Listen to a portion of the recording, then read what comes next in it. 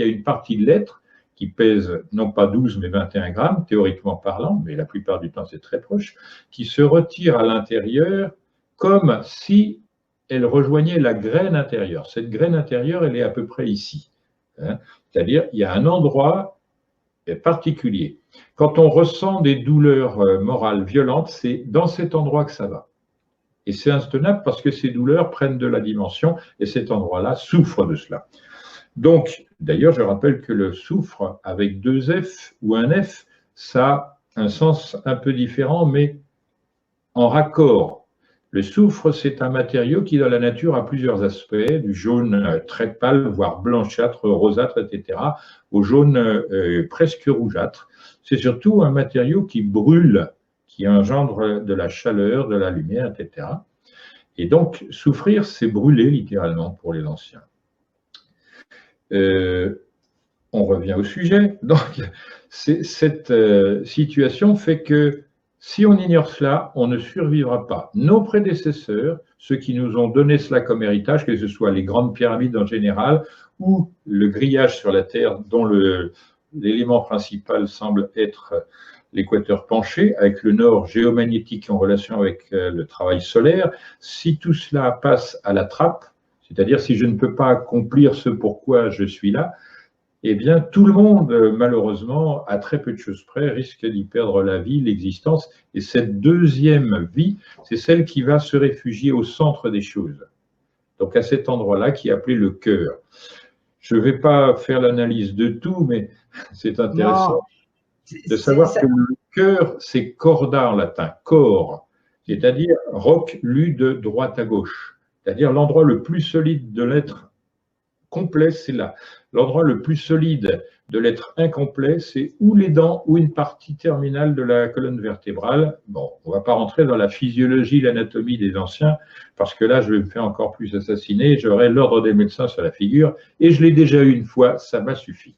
J'ai payé 1 franc de dommages et intérêts, c'est très amplement suffisant. À quoi servent-elles les vertus? En réalité, c'est la structure de l'individu. C'est ce qui le fait solide. Vous verrez dans les épreuves de la vie, si vous êtes vertueux, vous tenez le choc. Vous supportez l'épreuve, vous allez au-delà des apparences, et même si vous êtes très vertueux, vous sublimez les violences, les douleurs, et surtout, vous prenez le temps de faire la leçon de la chose. Il y en a même qui vont encore au-delà et qui remercient la divinité de les avoir, en quelque sorte, touché du doigt pour dire « Tiens, toi, tu vas passer au creuset, maintenant on va voir ce que tu vaux. » Parce que c'est à peu près cela. Il y a des acteurs qui participent. Tout le monde participe, tout le monde. Celui qui ne veut pas augmenter, il rétrograde. Parce que tout est mouvement. Première chose à comprendre. Si chacun fait son boulot, tout fonctionne. Ça marche. Si quelqu'un ne fait pas son boulot, il y en a d'autres qui vont être obligés de le faire à leur place. Oui ou non? C'est comme ça dans la vie de société. Donc le problème reste le même, c'est que plus il y a d'entropie négative, plus les personnes concernées par le maintien du bon, du bien, etc., comme vous le faites, comme je le fais, sont exacerbées et prennent de l'expérience, de la force, etc. Donc, c'est une loi générale qui s'associe à la loi du mouvement brownien, c'est-à-dire plus il y a de tarés d'un côté, plus ils sont lourdingues, plus il y a d'excellentes néophytes, c'est-à-dire de nouvelles plantes. Voilà. Simplement, il faut être clairement au courant de ceci. Les personnes dont les existences sont difficiles, affectées par la maladie, par les accidents, par la négation de leur... etc., ces personnes, si elles résistent avec courage, avec abnégation, etc., jusqu'au sacrifice personnel, non pas l'autolyse, c'est-à-dire pas le suicide, mais dans toutes les situations, l'autolyse c'est le nom savant du suicide. Ouais, bah oui, hein. Eh bien, ces personnes avancent plus vite. Généralement, elles l'ont choisi et elles retrouvent en quelque sorte la force de volonté. Mais si elles n'ont pas vu que c'est dans le travail et dans le travail seul que ces choses-là s'intègrent et se possèdent, il y a un gros problème. Oui. Je rappelle cette blague. Docteur, j'ai mal ici. Docteur, j'ai mal là, j'ai mal là, j'ai mal là. Le dit, je vous arrête tout de suite, vous avez mal au doigt. Ça, c'est la vraie médecine. Le mec, il a observé. Tout de suite, il dit, il ne peut pas avoir mal ici, là, là, là, là. Donc, il y a quelque chose qui ne... Voilà. Bon, pour être bref, premier conditionnement, la santé. Le deuxième, la justice. Pourquoi? Parce que l'injustice, ça peut tuer. Et que quelqu'un qui se sent parasité dans son organisme à cause d'une injustice qu'il n'arrive pas à avaler, il est totalement orienté vers cela, mais non plus vers sa liberté. On est paralysé à cause de la souffrance, à cause de l'incompréhension et de l'injustice, on est paralysé par les mots. Alors, ça sert à ça. La philosophie, c'est avoir un outil tout-terrain à tout moment, surtout quand on est dans la situation périlleuse, on ne sait pas où on en est. Il y en a beaucoup qui disent « je ne sais pas si je vais m'en sortir », mais ils ne pensent pas un instant qu'il y a des choses, des modèles qui existent ailleurs et qu'ils n'utilisent pas. Donc ces gens-là, il leur faut de l'aide. Il faut leur rappeler quand même que s'ils ont une cervelle, une sensibilité, il faut les mettre en œuvre. La philosophie sert donc à apporter ce complément qui permet de passer d'un point de vue à un autre, soit horizontalement, soit verticalement. C'est-à-dire du point de vue du principe, on dit, voilà, je viens de perdre quelqu'un qui m'était cher. Cette disparition est subite, inattendue, catastrophique, etc. Si on ne s'élève pas, on ne sortira pas de là. C'est comme le labyrinthe. Le labyrinthe, c'est tellement compliqué, c'est tellement toujours le même mur que l'on voit, mais avec des angles, etc., qu'il n'y a aucun moyen objectivement de sortir de là. Il y a deux possibilités, dont une qui n'est pas vraiment praticable, c'est creuser. Il faut d'abord creuser vers le bas, et ensuite d'un côté ou de l'autre, mais on ne sait pas quelle est la dimension du labyrinthe. Et l'autre, à l'inverse, c'est s'élever. C'est cette fameuse histoire mythologique de qui? Icare. En anglais? I care, c'est-à-dire je fais attention, voilà, c'est tout. Ça dit, faites attention à ce qui est au-dessus, au-dedans, à l'extérieur, tout ça. C'est cette chose-là qui va vous faire du bien. Comme tout le monde, ou quasiment tout le monde, il m'est arrivé d'être dans ces situations-là, et le meilleur qu'il y a lieu de faire, c'est retourner dans la nature, aller se promener. Quelquefois, c'est insupportable.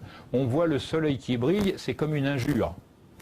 On entend les oiseaux, c'est comme s'ils nous insultaient. C'est terrible.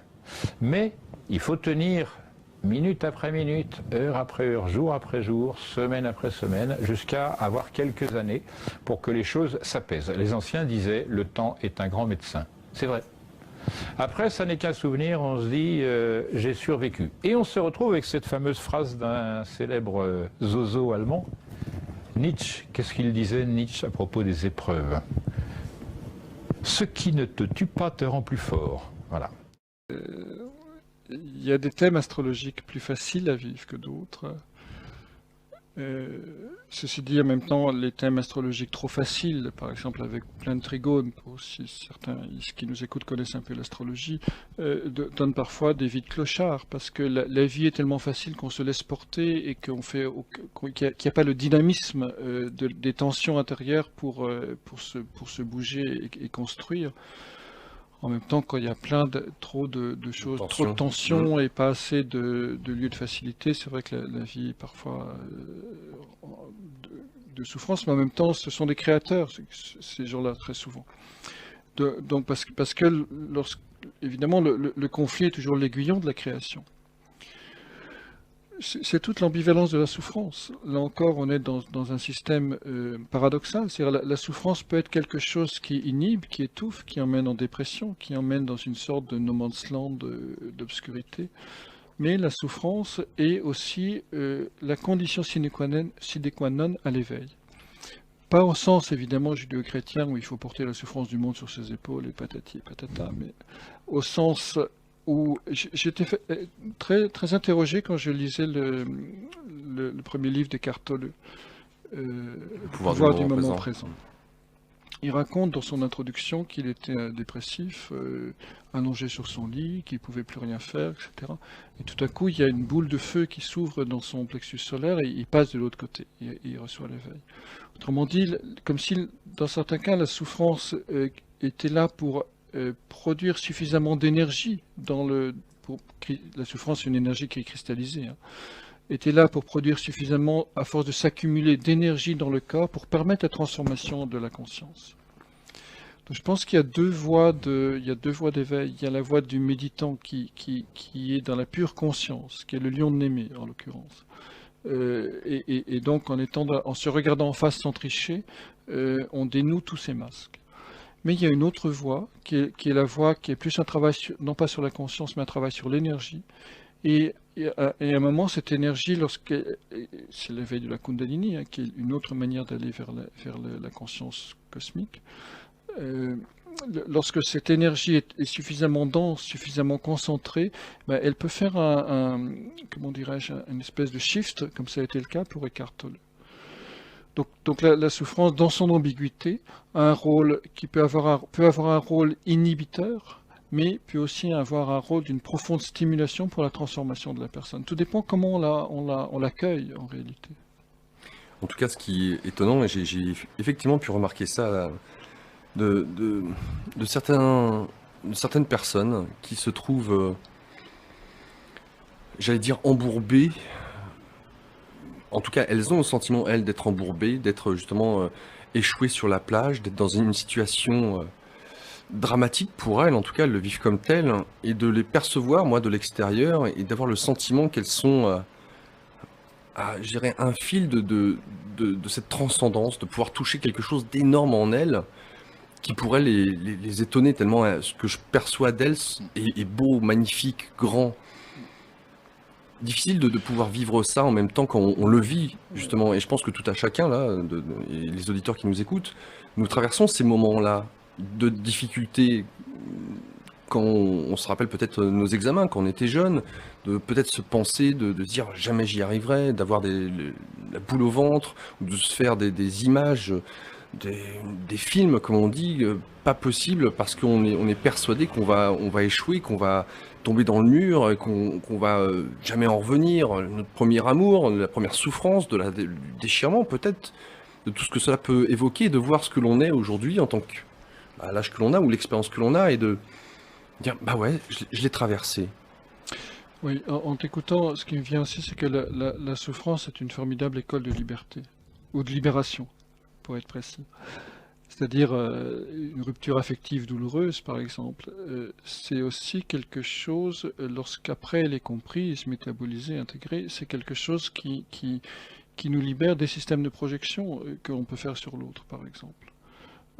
Et parce qu'on est obligé de ramener l'énergie qu'on a mis sur l'autre à soi. Et donc la souffrance, elle naît de ça, au fond. Elle naît de l'énergie de soi qu'on a projetée, c'est-à-dire qu'on a en réalité donné à l'autre, et qu'on lui a demandé de porter à notre place. Et donc lorsqu'il y a rupture, il y a aussi rupture énergétique, c'est-à-dire tout ce qu'on met sur l'autre, il y a l'impression d'un arrachement en réalité. Ce terme est à la fois psychologique et quasiment énergétique.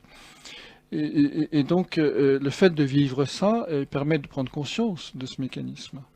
Et prendre conscience de ce mécanisme, c'est apprendre progressivement à être libre, à la fois de mettre une attention, j'allais dire, bienveillante sur l'autre, sans se laisser volontairement piéger ou vampiriser par la présence de l'autre. Ou sans inconsciemment lui demander d'apporter des choses, des énergies qui nous appartiennent, alors qu'elles sont à nous de les métaboliser. Donc la souffrance dans ce cas-là est une école de liberté, c'est-à-dire elle nous oblige à la liberté en réalité. Elle nous oblige à l'individuation, elle nous oblige à être dans cet état, non pas de dépendance, ni d'isolement, mais d'interdépendance. Et en même temps, il serait peut-être plus facile pour le héros qui a connaissance de ces symboles, qui a connaissance des archétypes qui utilisent ce langage, de percevoir justement, de voir au-delà de ce qui peut être dit, de voir le jeu de la vie, et j'allais dire, d'avoir plus de facilité pour se remettre en selle. Parce que au moment où on tombe, on peut saisir, comprendre que le pourquoi l'on tombe, et de savoir reprendre le flux, ou de saisir à quel moment je peux me remettre en selle avec, je dirais, ce cœur léger, parce que je perçois ce que la vie veut de moi, quelque part. Non? Oui, c'est-à-dire en fait, on acquiert de plus en plus, en tout cas quand le processus est réussi, on acquiert de plus en plus une souplesse intérieure. Et quand il n'est pas réussi, on acquiert de plus en plus une rigidité intérieure. Encore le jeu des contraires, hein, souplesse, rigidité. Et donc la souffrance peut générer l'un ou l'autre, suivant la manière dont la conscience réussit à la regarder d'abord, à l'aimer ensuite et à la transformer enfin. Je mentionnais tout au début Luc, d'ailleurs je le rappelle pour les auditeurs, avec nous Luc Biget, La Voix du Héros, les 12 travaux d'Hercule aux éditions de Janus, avec la participation de Bertrand Leroy et notamment de Faisal Benchila pour nous accompagner sur la voie du sentier de cette voie du héros. Bon, alors, avant de venir sur Terre, il avait le choix total. Il est vrai que Dieu sait à l'avance qu'est-ce qu'on va faire, etc. Mais comme j'ai toujours expliqué, je l'explique rapidement, le fait de savoir l'avance n'intervient en rien dans ton choix. Tu choisis. Tu es libre et tu es le seul qui choisit ce que tu vas faire, complètement. Simplement, Dieu à l'avance sait ce que tu vas faire, c'est tout. Il sait, comme une voyante qui peut savoir à l'avance ce que tu vas faire. Mais c'est pas parce qu'elle voit que tu décides. Tu décides et elle voit à l'avance. Il n'a fait que de voir ce que tu vas faire. Et c'est parce qu'il voit que c'est fixé à l'avance, c'est pas fixé. Il voit ce que toi tu as choisi, c'est toi qui fixes. Bon, je fais un sujet là-dessus. Mais si il voit qu'on va moins bien finir qu'on a commencé, pourquoi nous mettre sur Terre alors? Ouais, c'est une très bonne question. Alors quand on pose cette question, on répond à la réponse qui est plus haute. C'est-à-dire que pourquoi il voit? Parce que Dieu est au-dessus du temps. Étant au-dessus du temps, il n'y a pas de déroulement. Il n'y a pas il voit à l'avance. Comme je suis ici, je vois là-bas. C'est que le passé, le futur et le présent font un. Ils sont au même endroit. Clac. Donc on va dire, s'il voit que je vais, alors pourquoi maintenant il fait? Parce que tout est au même endroit. Évidemment, ça nous dépasse. Parce que nous sommes dans le temps. On ne peut pas imaginer que c'est être hors du temps. Mais techniquement, si tu veux au moins rationnellement, si, et on peut comprendre que Dieu est au-dessus du temps, donc il n'y a pas de temps. Donc s'il n'y a pas de temps, passant, présent, futur, passé, présent, futur sont sur la même ligne. Il n'y a pas de déroulement. Étant sur la même ligne, donc la question est désuète. C'est dur, hein? C'est incompréhensible. Mais rationnellement, le raisonnement tient la route. Ben oui, parce que du moment où commence le libre choix, déjà, il y a eu déjà... C'est pas si Dieu sait pourquoi il me donne libre choix, voyons que... ça c'est déjà... C'est un déroulement dans le temps. Au même moment où on donne libre choix, déjà, il y a eu, il y aura, et c'est décidé, c'est terminé. C'est venu ensemble. Il le sait quoi? Il peut pas dire il le sait.